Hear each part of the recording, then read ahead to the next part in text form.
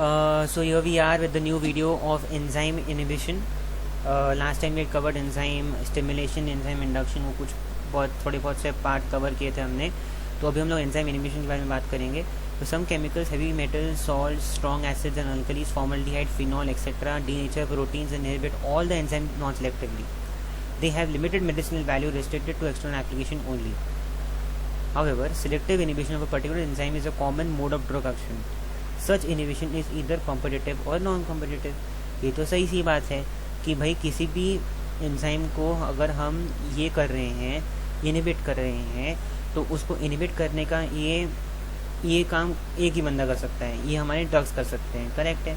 और यही तो कॉमन मोड ऑफ एक्शन है हमारे ड्रग्स का कि भाई वो इनिबिशन से ही काम करते हैं. ठीक है ना. किसी एंजाइम को इनिबिट कर देंगे या फिर किसी एंजाइम को यहाँ पर स्टिमुलेट कर देंगे. मोस्ट ऑफ टाइम्स यही चीज़ें होती हैं, करेक्ट है. So now we are going to see competitive. ना कॉम्पिटिटिव को यहाँ पर मैंने बोला हुआ है इक्विलिब्रियम टाइप का और एक नॉन इक्विलिब्रियम टाइप का. Okay, so we are going to quickly go through these equilibrium and non-equilibrium types. Now what is competitive equilibrium type? The drug being structurally similar competes with the normal substrate for the catalytic binding site of the enzyme so that the product is not formed or a non-functional product is formed. What is going to happen here is the drug being structurally similar competes with the normal substrate. मतलब substrate के जैसा ही वो एक structure बना के आएगा हमारा drug, और क्योंकि उसका जो structure है वो हमारे सबस्ट्रेट जैसा ही है, इसलिए वो बेसिकली एंजाइम बोलते हैं कि भाई ये तो हमारा भाई है, तो वो इसको एक्सेप्ट कर लेता है, करेक्ट है. And that is by a product is form, that is by हमारा जो not a product is form, sorry the product is not form. What happens is the drug comes and binds to the enzyme. अब वो drug आके बैठ गया भाई, अपना पूरा ठेका बना के बैठ गया, तो it will not allow the actual molecule to come and sit there in the enzyme, right. And that is by the product is not form, correct है. कुछ और प्रोडक्ट बनेगा, घुलता ही प्रोडक्ट बनेगा जो हमको नहीं चाहिए. सो बिकॉज ऑफ दिस, क्योंकि यहाँ पर अपना ड्रग आके बैठ गया है, because of this drug sitting there in the enzyme side, what has happened, a new equilibrium has been set up. इसका मतलब क्या हुआ कि मेरे पास एक बैंक है. हमको मैंने आपको कैसे समझाया था इक्विलिब्रियम का एग्जाम्पल कि हमारे पास समझो एक बैंक है. मैं बोलता था कि 50 रुपीज़ देकर अगर हमको 5 रुपीज़ का इंटरेस्ट मिल रहा था, ठीक है, ये हमारा एक इक्विलिब्रियम था. पर अब मैं अगर आपको बोलूँ कि ये पूरा प्रोसेस मैं चेंज कर दूँगा, ठीक है, यहाँ पर का जो प्रोसेस है मैं चेंज कर दूँगा. लेट्स से कि भाई मेरा 50 रुपये में तुमको दे नहीं रहा, तुम्हारा इक्विलिब्रियम में तुम्हारा ऐसा सेट करूँगा कि तुमको मैं 100 रुपया दूंगा और तुमको मेरे को इंटरेस्ट देना पड़ेगा 20 रुपया. ठीक है, मतलब क्या हो गया कि एग्जैक्टली तुम्हारा इक्विलिब्रियम जो है वो चेंज हो चुका है. पहले इक्विलिब्रियम में क्या हो रहा था कि 50 रुपये देते थे तो हमको 5 रुपया इंटरेस्ट मिल रहा था, करेक्ट है. पर अभी एक हमने एक नया इक्विलिब्रियम सेटअप किया है, 100 रुपया दे के हमको मिलेगा 20 रुपीज़ का इंटरेस्ट, बराबर है. तो यहाँ पर जो आप देख रहे हो एक शार्प इंक्रीज दिख रहा है, करेक्ट है. एक न्यू इक्विलिब्रियम दिख रहा है, एक न्यू पैटर्न दिख रहा है मनी एक्सचेंजिंग का. यहाँ पर भी ऐसा ही हो रहा है कि एक न्यू पैटर्न मिल जाएगा whenever the drug is coming and binding to the enzyme. Then what is going to happen is that such inhibitors increase the Km but the Vmax remains unchanged. अभी यहाँ पर भी हमने इसकी हम क्या Km को कैसे कहा को होता है हम लोग पहले से डिस्कस कर चुके हैं इसके बारे में. अब आपको वापस में एक ग्राफ दिखाता हूँ. ये ग्राफ तो हमारा भाई है, करेक्ट है. हमने देखा था यहाँ पर एंजाइम इंडक्शन, एंजाइम स्टिमुलेशन. अब इस बार देखेंगे हम कॉम्पिटिटिव इनिबिशन. अब कॉम्पिटिटिव इनिबिशन में क्या हो रहा है, कॉम्पिटिटिव इनिबिशन में एक कांड हो गया है कि यहाँ पर का जो हाफ वी मैक्स की वैल्यू है वो नॉर्मल वी मैक्स की वैल्यू से, sorry normal half V max की वैल्यू से कम थी, सॉरी कम आ गई है, करेक्ट है, बराबर. मैं क्या बोलने की कोशिश कर रहा हूँ कि यहाँ पर जो वी मैक्स की वैल्यू आई है और जो हाफ वी मैक्स की वैल्यू आई है हम लोग को न्यू हमारे ग्राफ के थ्रू से, वो कम है as compare to the normal V max, half V max value, correct है. तो मतलब कांड हो गया है. और इस कांड की वजह से क्या हो गया है, क्योंकि हमारा जो वी मैक्स से बेसिकली कम हो चुका है, इसलिए हमारा जो Km है वो बढ़ चुका है हमारे नॉर्मल वैल्यू से. देख पा रहे हो एक शार्प इंक्रीज देख पा रहे हो आप Km के अंदर. That is because of that V max का लफड़ा. सो वही यहाँ पर बोला जा रहा है that such inhibitors increase the Km but the Vmax remains unchanged. That is, higher concentration of the substrate is required to achieve half maximal reaction velocity. Oh, I am very wrong. I'm wrong here. I'm very wrong here. Please forgive me. मैंने यहाँ पर बोला था कि Vmax आपका कम हो गया है. I'm very sorry. यहाँ पर Vmax का कुछ नहीं होगा. Sorry. I'm very sorry. Half Vmax को वैल्यू जो है आपकी जितनी नॉर्मल की थी यहाँ पर उतनी यहाँ पर भी है, ठीक है. खाली एक प्रॉब्लम क्या हुआ है कि आपका जो Km का वैल्यू है ना वो बढ़ चुका है, ठीक है। अब उसका भी एक रीज़न उन्होंने बताया है कि क्यों ऐसा होता है। इसका मतलब क्या बताया कि higher concentration of substrate is required to achieve half maximum value, that is half maximal reaction velocity, correct. मतलब मैं क्या बोल रहा हूँ कि मेरा सबस्ट्रेट कॉन्सेंट्रेशन मेरा एक्स एक्सिस के ऊपर है, मेरा वाई एक्सिस के ऊपर मेरा रिएक्शन वेलोसिटी है, सबस्ट्रेट कॉन्सेंट्रेशन को मुझे बढ़ाना पड़ा। मतलब Km का हमारा जो डेफिनेशन है वो क्या है, Km का डेफिनेशन है the substrate concentration eight which the Vmax is half of its value, correct, बराबर है। तो हाफ Vmax पे जो सबस्ट्रेट की कॉन्सेंट्रेशन मिलती है हमको उसको हम Km बोलते हैं। और इस केस के अंदर हमारी जो Km वैल्यू है वो नॉर्मल के हिसाब से बढ़ गई है। इसका सीधा सीधा मतलब क्या हुआ कि सबस्ट्रेट कॉन्सेंट्रेशन जो है वो बढ़ चुका है, करेक्ट है, बराबर है। मतलब एक क्या बोलते हैं ना उसको, मतलब 10 रुपये के काम के लिए, ठीक है, 10 रुपये के काम के लिए जो है मुझे 2 मिनट लग रहे थे, ओके नहीं 2 मिनट नहीं, ये थोड़ा गलत एग्जांपल है, सॉरी।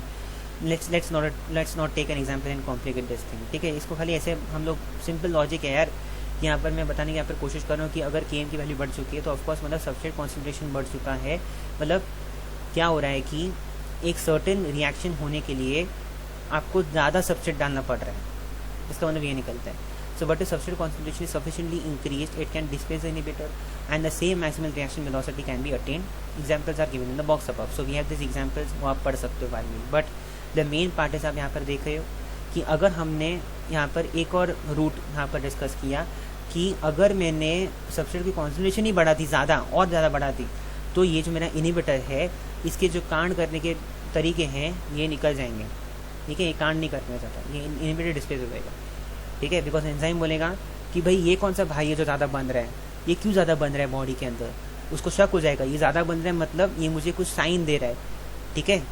ये चीज़ जो मेरी बॉडी के अंदर ज़्यादा बन रही है, ये जो सबस्ट्रेट है कि क्यों उसका कॉन्सेंट्रेशन ज़्यादा बढ़ रही है, मतलब सबस्ट्रेट की जो ज़्यादा कॉन्सेंट्रेशन हो रही है, मतलब वो क्या कर रहा है, एक साइन दे रहा है एंजाइम को कि भाई मैं क्यों ज़्यादा बढ़ गया हूँ, मेरी कॉन्सेंट्रेशन यहाँ पर इंक्रीज़ क्यों हो गई, क्योंकि मुझे इस इनहिबिटर जो एक भैरू पे आके बैठ गए थे साथ में उसको निकालना है। तो एंजाइम को यहाँ पर एक साइन मिल जाता है एंड एंजाइम इनहिबिटर को डिस्प्लेस कर देता है। कहानी के फॉर्म में याद करने की कोशिश करो। तो इसमें हमने कॉम्पिटिटिव वाला पार्ट जो है, इक्विलिब्रियम वाला पार्ट जो है डिस्कस कर लिया कि एक न्यू इक्विलिब्रियम जो है बन जाता है because of the addition of the drug molecule. Now will discuss a non equilibrium type. So non-equilibrium type of the enzyme inhibition can also occur with drugs which react with the same catalytic site of the enzyme, but either form strong covalent bonds and have high affinity for the enzyme that the normal substrate is not able to displace the inhibitor. क्या हो रहा है यहाँ पर? यहाँ पर है एक नॉन इक्विलिब्रियम टाइप। यहाँ पर इक्विलिब्रियम को मान लो गोली, यहाँ पर इक्विलिब्रियम की बात ही नहीं हो रही है। ऊपर तो हम लोग इक्विलिब्रियम की बात कर रहे थे कि भाई ड्रग मॉलिक्यूल आएगा, बराबर इक्विलिब्रियम बनाएगा, ठीक है, दूसरी इक्विलिब्रियम बनाएगा, अलग ढंग की इक्विलिब्रियम बनाएगा। पर यहाँ पर तो पास से पलट गया। यहाँ पर क्या हो गया है कि एंजाइम इनहिबिशन अलग तरीके से हो रहा है। जो ड्रग मॉलिक्यूल है उसको मालूम पड़ गया कि अगर सबस्ट्रेट जो है अगर बढ़ गया, ठीक है, तो ये मुझे डिस्प्लेस कर सकता है, करेक्ट है। तो उसने एक दूसरा तरीका सोचा, let's try from non equilibrium type of enzyme inhibition, ठीक है। उसको पता है ड्रग को भी कि भाई मेरा जो इक्विलिब्रियम वाला तरीका था उससे तो मेरे को कुछ मिला नहीं, क्योंकि अगर सबस्ट्रेट कॉन्सेंट्रेशन बढ़ा दोगे तो भाई मेरे को तो कोई भी टन कर सकता है। बट नॉन इक्विलिब्रियम टाइप के थ्रू से मैं एक और चीज़ कर सकता हूँ। ड्रग सोचेगा क्या बोलता है कि drugs which react with the same catalytic site of the enzyme but either form strong covalent bonds or have such high affinity for the enzyme that the normal substrate is not able to displace the inhibitor. तो जो हमारे मतलब drug जो है again जाके बैठ जाएगा enzyme के पास, बराबर है। अब सबस्ट्रेट जो है वो ट्राई करेगा कि भाई मैं ज़्यादा बढ़ जाता हूँ, ठीक है, बट उसके बढ़ने से भी कुछ नहीं हुआ। क्यों? बिकॉज एंजाइम के साथ उसने इतने घनिष्ठ रिलेशन बना दिए हैं हमारे ड्रग मॉलिक्यूल ने कि एंजाइम को यहाँ पर ड्रग मॉलिक्यूल पे शक ही नहीं होगा कि ये तो मेरा बंदा है ही नहीं एग्जैक्टली। बट क्योंकि हमारे ड्रग मॉलिक्यूल ने इस तरह से उसको मैनिपुलेट करके रख दिया है हमारे एंजाइम को कि भाई ये भाई अपना हटेगा ही नहीं, ड्रग मॉलिक्यूल जो अपना अटैच हुआ है, करेक्ट है, even if substrate concentration is high, correct है। तो वो एक है। एग्जाम्पल्स क्या है? Organophosphates react covalently with the esteratic site of the enzyme cholinesterase. Very good example. We have done this in medicinal chemistry. If you have not seen the video, please see the video where I have covered this part. Methotrexate has 50,000 times higher affinity for dihydrofolate reductase than the normal substrate DHFA. ठीक है, तो इसमें क्या बोलने की कोशिश कर रहा हूँ मैं कि K M is increased and V max is reduced. देखो जरा जल्दी से ग्राफ, नॉन कंपेरेटिव इनिबिशन में क्या हो गया है कि मेरा जो के एफ है, K M, the K M value that I have non comparative inhibition के अंदर, the K M value that I have basically has increased and my V max value is reduced. Graph देख के बोल सकते हो। ये जो वी मैक्स जो मेरा नॉर्मल केसेस में ज़्यादा होता था, बट इस केस में नॉन कॉम्पिटेटिव इनिबिशन में वी मैक्स को क्या लग गई है, ग्रहण आ गया इसके ऊपर। Okay, now will talk about non competitive inhibition. ये तो भाई कॉम्पीट कर रहा था ना कि भाई ड्रग मॉलिक्यूल अच्छा खासा कॉम्पीट कर रहा था, कभी बढ़ के तो कभी घनिष्ठ रिलेशन बना के, ठीक है, कभी एकदम मस्त रिलेशन बना के। घनिष्ठ रिलेशन बनाने का मतलब क्या है कि एकदम स्ट्रॉन्ग रिलेशन बनाना। हिंदी में स्ट्रॉन्ग रिलेशन को हम बोलते हैं घनिष्ठ रिलेशनशिप, तो ठीक है। Then we'll talk about non-competitive. The inhibitor reacts with an adjacent side and not with the catalytic side. वाट लग गई। अभी तो यहाँ पर कंपटीशन हो ही नहीं था। यहाँ पर डायरेक्टली भाई, यहाँ पर तो भाई कैटलिटिक साइड पे यहाँ पर अटैक ही नहीं करने वाला अपना ड्रग बोलते हैं मुझे मेरा जो नॉन इक्विलिब्रियम टाइप वाला जो एक तरीका था उसको भी मेरे को डर लग रहा है भाई। एक काम करते हैं और एक अच्छा बनाते हैं जिससे मेरी जीत जो है पक्की हो जाए। तो वो बोलता है कि चलो मैं नॉन कॉम्पिटेटिव इनिबिशन से ट्राई करता हूँ। So limited reacts with an adjacent side and not on the catalytic side. So what happen here is the catalytic side will not be occupied. Okay, catalytic side को क्या होगा भाई, catalytic side को कुछ नहीं होगा। ओके, डायरेक्टली जाके adjacent side पे जाके मतलब एंजाइम के दूसरी तरफ जाके बैठ जाएगा, बराबर है। तो और क्या हो जाएगा, उसकी वजह से जो ड्रग मॉलिक्यूल है एंजाइम की काया पलट देगा, एंजाइम को बदल देगा भाई, एंजाइम की पूरी स्ट्रक्चर ही बदल देगा। तो भाई जब सबस्ट्रेट आएगा ड्रग के ऊपर एंजाइम को बाइंड करने के लिए, जब सबस्ट्रेट आएगा तब बोलेगा, सबस्ट्रेट बोलेगा कि भाई ये तो हमारा घर है ही नहीं जिधर हम आके रोज बैठते थे, बराबर है। उस चक्कर में तो बैठेगा ही नहीं एंजाइम के ऊपर, करेक्ट है। No, in this case the KM is unchanged but V max is reduced, बराबर है। केएम इज अनचेंज्ड क्यों, कोई बोल सकता है केएम इज अनचेंज्ड क्यों? बिकॉज क्योंकि केएम तब चेंज होता है ना जब मेरा कुछ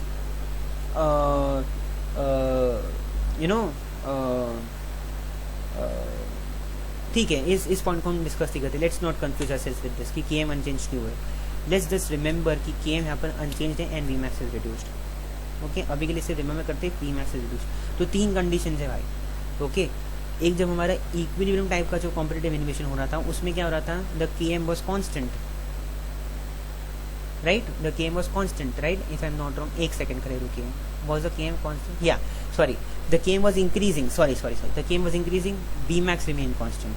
जो हमने नॉन इक्विलिब्रियम टाइप का किया था, KM is increased and V max is reduced, correct है। तो दोनों ही केसेस के अंदर केएम इंक्रीज हो रहा था, मतलब equilibrium and non equilibrium type के केसेस के अंदर जो हमारा केएम है उसकी वैल्यू जो है वो इंक्रीज हो रही थी नॉर्मल के कंपैरिजन के हिसाब से। बट जो वी मैक्स है फर्स्ट केस के अंदर, इक्विलिब्रियम टाइप के केस के अंदर, इट वाज रिमेनिंग अनचेंज्ड, इस केस में रिड्यूसेस। नॉन कॉम्पिटिटिव इनिबिशन में क्या होगा, KM is unchanged and V max is reduced. ठीक है, तो ये समझिए थोड़ा को रिलेशनशिप्स, ठीक है। तो पहले सबसे पहले क्या था, याद कर लीजिए इसको कि भाई फर्स्ट केस में जो हमारा इक्विलिब्रियम टाइप था उसके अंदर केएम जो था हमारा वो इंक्रीज हो चुका था और वी मैक्स जो था अनचेंज था। जो नॉन इक्विलिब्रियम टाइप वाला था उसमें क्या हो गया था, केएम इंक्रीज हो चुका था, ठीक है, बट वी मैक्स जो है वो रिड्यूस हो चुका है, करेक्ट है। अब नॉन कॉम्पिटिटिव टाइप में क्या हो रहा है कि जो हमारा केएम है वो अनचेंज हो चुका है एंड वी मैक्स रिड्यूस हो चुका है। ओके, ऐसे याद रखना है अपने को। Then will come down to ion channels. Okay, so proteins which act as an selective channels. एक सेकेंड ज़्यादा रुकिए, can I refer my notes, 1 second. We have the third part, that is enzyme linked. We have second, that is channels, enzymes. अरे यार, अच्छा ठीक है, okay, let's go on. So we have ion channels. Now proteins which act as an ion selective channels participate in transmembrane signaling and regulate intracellular ionic composition. This makes them a common target of drug action. What's happening here is that proteins act as an ion selective channel. Protein which acts इसमें क्या लिखा है, sorry मैं अच्छे से explain करता हूँ कि proteins which act as ion selective channels participate in transmembrane signaling. Proteins that act as selective channels, participate in transmembrane proteins, so transmembrane signaling, okay, and regulate intracellular ionic composition. This makes them a common target of drug action. Drugs can affect ion channels either through specific receptors, ligand-gated ion channels, G-protein operated ion channels, okay, or by directly binding to the channel and affecting ion movement through it. Example, local anesthetics which physically obstruct voltage sensitive Na plus channels. In addition, certain drugs modulate opening and closing of the channels. Example, quinidine blocks myocardial Na plus channels. Okay, let's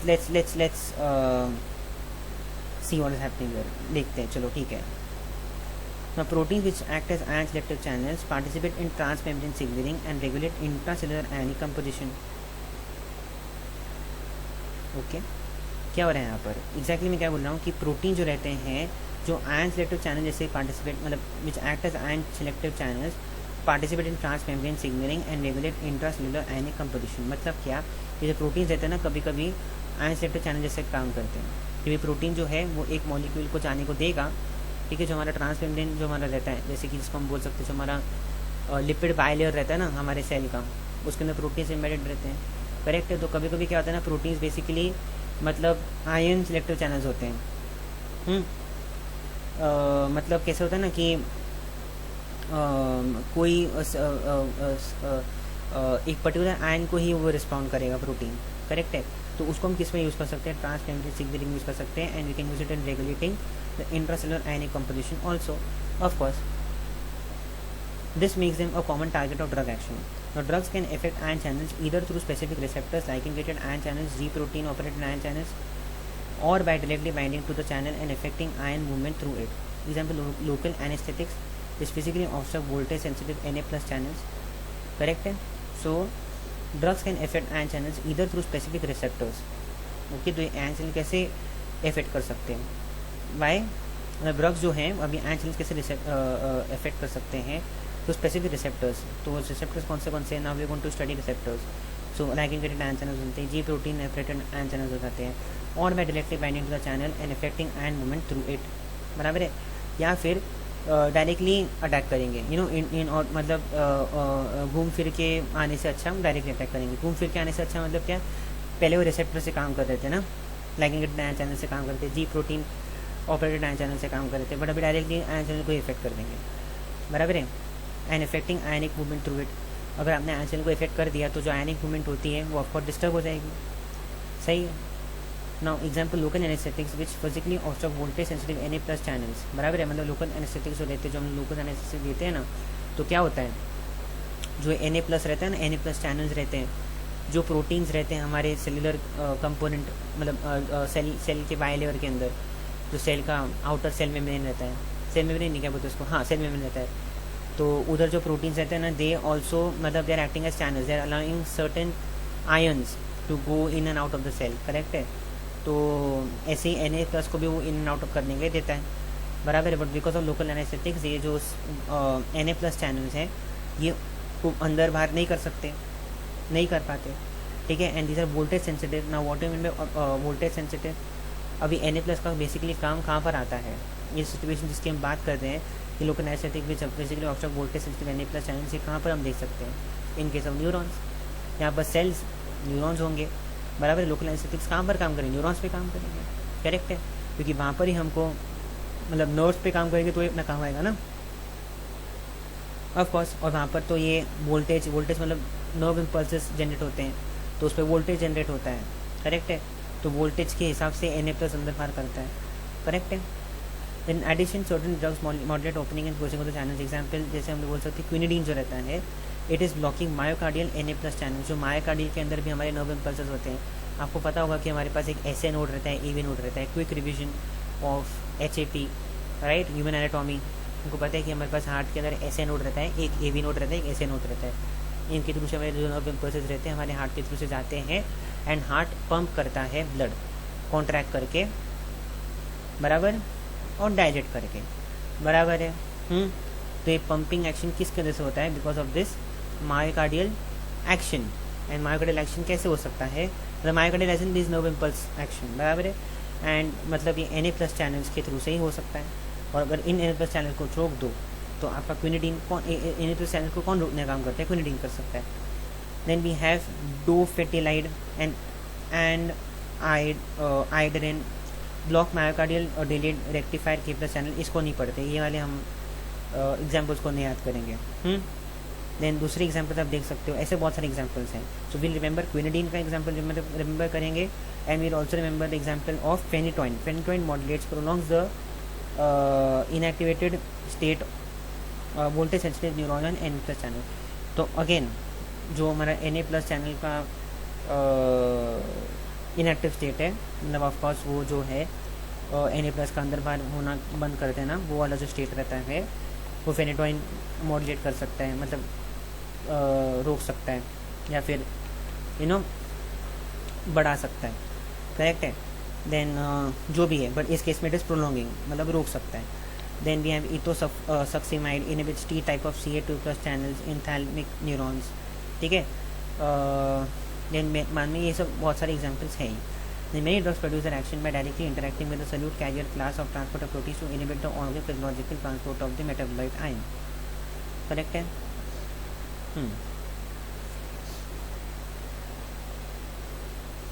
I think I am going a bit wrong. आपको बताया नहीं. Sorry I am very sorry. ये इधर आ रहा था, आपका पूरा काम चल रहा था. ओके, तो ये मैंने पूरा कवर कर लिया. Now we are going to cover your transporters, okay, in the next video.